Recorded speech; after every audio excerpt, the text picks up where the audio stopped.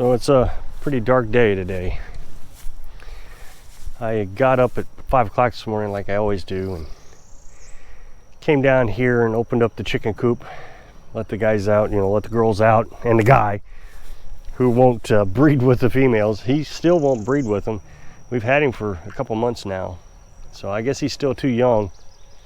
So we're not going to get any chicks this year. It's too late. We don't want to do it much later than June, otherwise they won't produce any eggs until next year. So if they're not producing eggs by August, they won't produce through the winter. Let them out. They come out about 6 o'clock. I open it up at 5. They come out about 6. And I checked the panels, make sure that I didn't need to charge it with the generator. I think I'm going to get another battery. I think that's my next purchase. I would like to be able to comfortably get through a night without worrying about the voltage dropping below 12.3 on the batteries. I might get a battery or two. As you know, I've gotten 2 new solar panels and a new charge controller, which I'm going to discuss in a minute.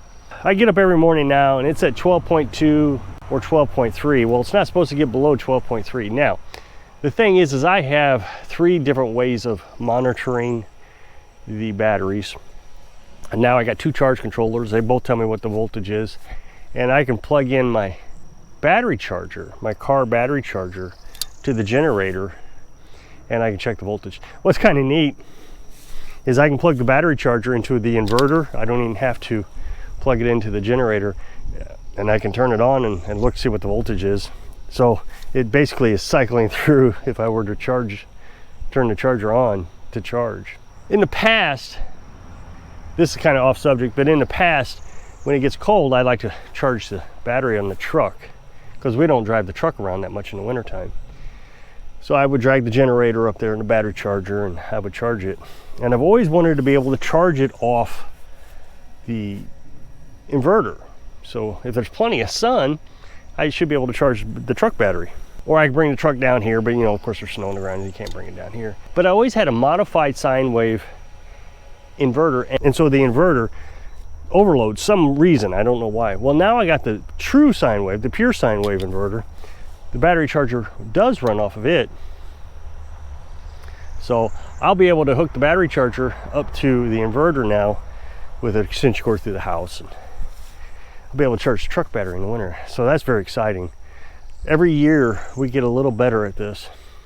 It's starting to sprinkle, so if you see a water spot on the lens, I apologize. I'll do my best to look at it, but the only thing I can do is use my shirt, which usually just streaks it up, so it makes it worse. So I'm really working on eliminating the need for the generator at all. I don't know if it's possible. I'm getting there. Like I said, a couple more batteries, maybe another charge controller and a couple more solar panels. So I'm getting there. So within the next year and enough experimenting, I should be able to pretty much get away from the generator. It's pretty exciting. I never thought there would be a day that I could actually run the well full time off the solar panels, but we've done it for a month now. Now, if it ever floods and the well gets dirty, I will have to use the generator to pump out the well, because that takes a little bit of energy. And I don't think I would be able to do it with the inverter. Besides that, usually when it's flooded, it's usually very cloudy also. So getting back to this morning, after I let the chickens out, I went back up to the house because the batteries were at 12.3. I came back down at 6:30, I think it was 6:30. And I decided to go ahead and fill the tank, the water tank. So I plugged the well pump into the inverter, and it only took a few minutes, and that dropped me down to 12.2. So there again, I think another battery or 2 would have easily gotten me through all this. Well, then the sun pops up and it starts hitting those 2 solar panels back there about 8:30. You can see it's very cloudy. And then by 9:30, these panels are getting sunlight. Again, very cloudy. So I wasn't sure that we were going to be able to get any energy today, enough to charge the batteries. I was worried I was going to run this generator. So I'm gonna walk down in the woods. Maybe I'll keep some of the rain off the camera. Oh, I suppose I could come down in the new shed, see if it leaks. That's what I'll do. I'll come down to the shed. So speaking of the shed, we are gonna move this on Monday. This is Saturday. So she's got the floor painted now. That's the heaviest thing that we'll have to drag over there. I'll use a lawnmower to drag that over. And then we can just pick the shed up, lay it on top of that and screw it down. And then I'm going to start transferring all the components, the solar panel components from the truck camper into here. Somebody said I need to be careful because this will leak. And we kind of thought about that it could leak, but we're going to put a white tarp over it. Now we were going to paint it white, but we decided we're just going to put a white tarp over it. That way it doesn't get so hot in here, because it gets really hot. And the equipment, that, you know, the inverter and the charge controller, we get too hot. So we'll put a white tarp on it. That keeps some of the sunlight off. It'll also keep the rain from blowing in.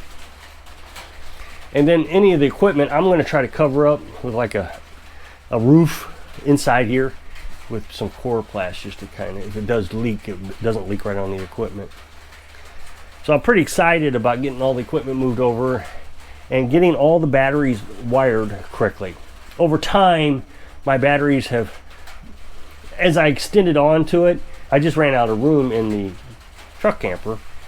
So I've kind of got them wired incorrectly, which it causes some inefficiencies in the charging process. So I'll get it all hooked up correctly, and that might even eliminate the need for a new battery or two. We'll see. So every day for the last month, I've gotten better at this.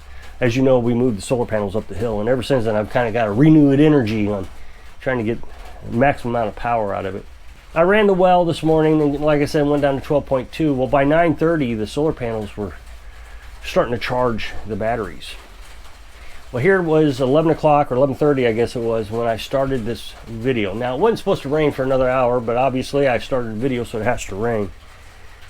And it's still as cloudy as it was, but no more cloudy. So that's kind of good news, because I was worried it was going to get more cloudy today, get darker. When I started this video recording, right before I started it, we were getting 24 amps. Now, I don't know if you understand how important that is.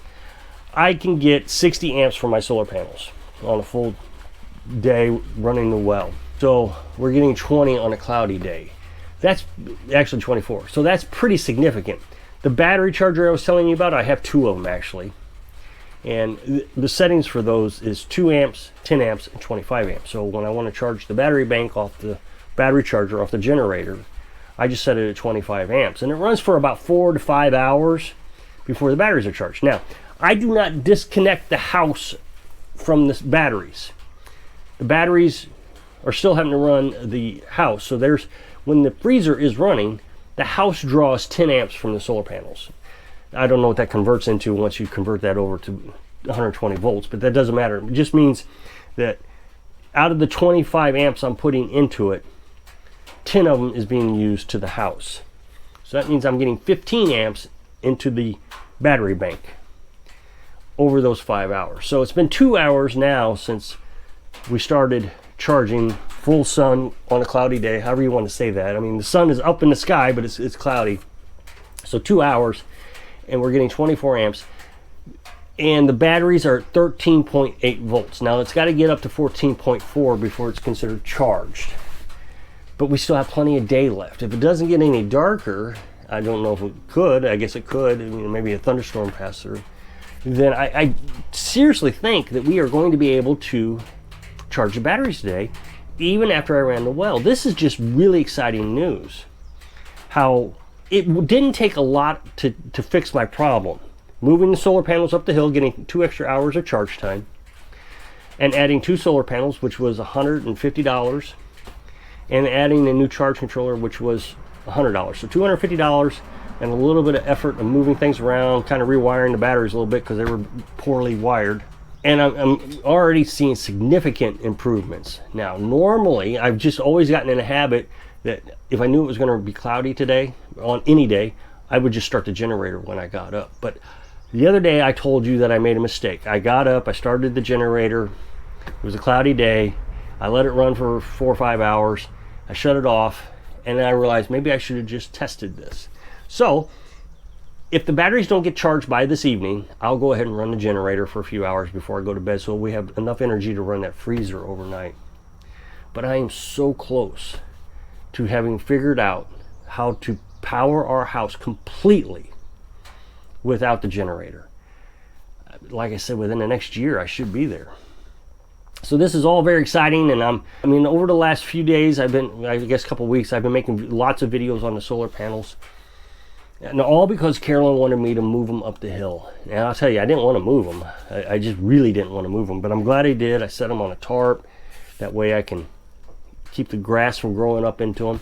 A lot of people ask me why I leave them on the ground. And I leave them on the ground because they're cooler on the ground. I've told you before that the solar panels become inefficient at certain temperatures. Above 78 degrees, you start to lose efficiency. Well, a few years ago, I had my little laser tester, and I was testing up off the ground and on the ground and different things, and it was just cooler. I was getting more energy with them sitting on the ground. So next week, I'm going to have a visitor, a family member coming and visiting me for the day. So I need to try to make up a couple of videos. So I'm going to keep this video a little short, but I just want to catch you up to date that even on a cloudy day, we're getting great energy. So if you'll click this up next box, take the video where I was talking about the solar panels. So if I can inspire you to keep at it when you're living your dreams. Thanks for watching.